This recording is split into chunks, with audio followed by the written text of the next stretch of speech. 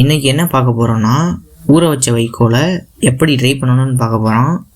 Dettol use பண்ணி இடத்த clean பண்ணிக்கலாம். அப்போ தான் நம்மளுக்கு கண்டாமினேஷன் ஆகாது, நம்மளுக்கு வந்து பெட்டோட காஸ்ட் வந்து வீணாகாது.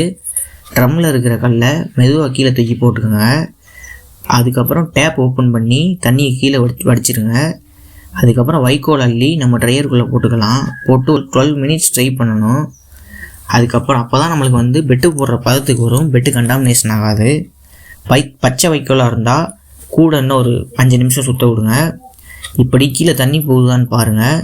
ட்ரை பண்ண வைக்கோல் போடுற இடத்த டெட்டாலால் க்ளீன் பண்ணணும். அப்போ தான் அதில் வந்து கண்டாமினேஷன் ஆகாது.